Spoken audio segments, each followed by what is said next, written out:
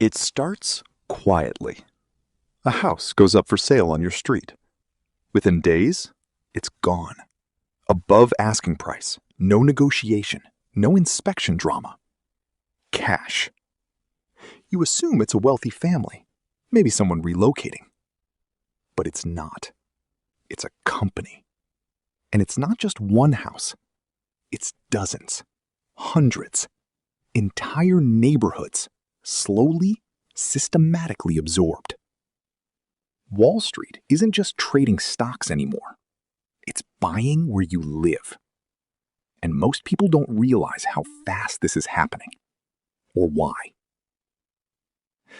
This matters now because housing isn't just shelter. It's the foundation of wealth for most people. It's how families build equity, how communities stabilize, how entire generations move forward. But when large financial institutions enter that market with billions in capital, the rules change. And they're changing fast. Let's break it down. Step 1. The opportunity.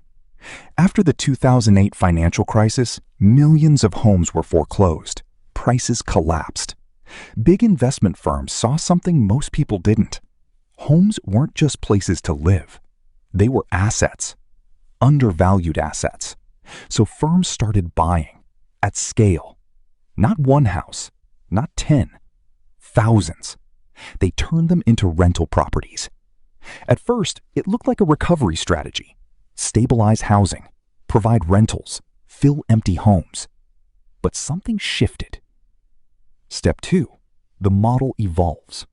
Instead of flipping homes for profit, these firms began holding them long term. Why? Because rent is predictable. If you own 10,000 homes and each generates monthly income, you've built something powerful. A steady, scalable cash flow machine. Now layer on something else. Cheap money. For years, interest rates were extremely low, meaning these firms could borrow billions cheaply. So they did. They used that money to buy more homes, which generated more rent, which justified borrowing even more. It's a feedback loop. Step 3. Speed and scale. When an individual buys a house, it's emotional. They think, they hesitate, they negotiate. When an institution buys a house, it's data. Algorithms scan neighborhoods. They identify undervalued properties. They make instant offers, often in cash. No delays, no uncertainty. Sellers prefer it. It's faster, cleaner. So these firms win, over and over again. Now, here's where it gets uncomfortable. This doesn't just affect home prices. It reshapes entire markets. When large buyers enter a neighborhood, demand spikes. Prices rise. But not because more families are moving in, because more capital is. And capital doesn't need a place to live. Let's talk about the hidden mechanics. When a firm buys a home, it removes it from the pool of properties available to individual buyers. Less supply, same demand. Prices go up. Now add rent into the equation. These firms don't just own homes. They manage them at scale. They use pricing software, similar to what airlines use. It analyzes demand, local income, occupancy rates, and sets rent accordingly. Not based on fairness, based on optimization. So rents increase, not randomly, but strategically. And here's the math most people miss. If home prices rise faster than incomes, and rents rise alongside them, owning becomes harder. Renting becomes more expensive. And the gap between the two widens. Over time, fewer people can afford to buy, which means more people are forced to rent, which benefits the same institutions that own the homes. Now let's contrast perception versus reality. The common belief is that housing markets are driven by families, people buying homes to live in. But increasingly, that's not the full picture. In some markets, a significant portion of homes are purchased by institutional investors. Not to live in, not to sell quickly, but to hold, to rent, to treat housing like infrastructure, like roads, like utilities, something that generates consistent returns. Zoom out, and the implications get bigger. When ownership shifts from individuals to institutions, something changes. Wealth distribution. Traditionally, homeownership allowed middle-class families to build equity over decades.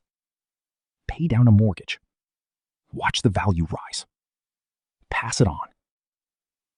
But if fewer people can buy, fewer people build that equity.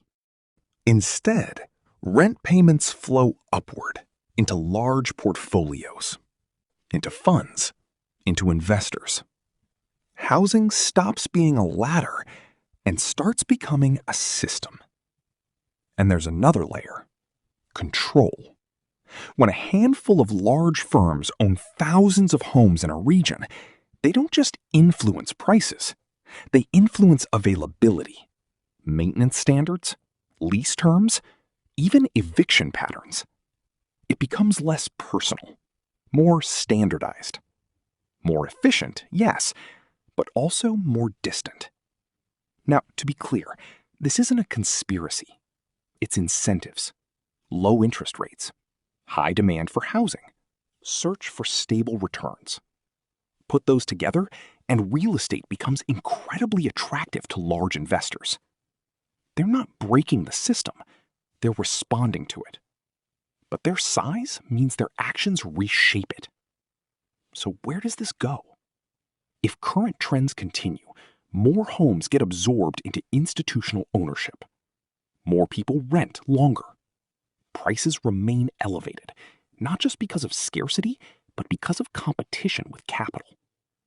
And the idea of owning your home slowly shifts from expectation to exception. And it all happens quietly. No headlines screaming, "Wall Street buys your neighborhood." Just faster sales, higher prices, fewer opportunities. One house at a time. So the real question isn't just why Wall Street is buying your neighborhood. It's this: if homes become assets first and places to live second, what does that mean for the future of ownership?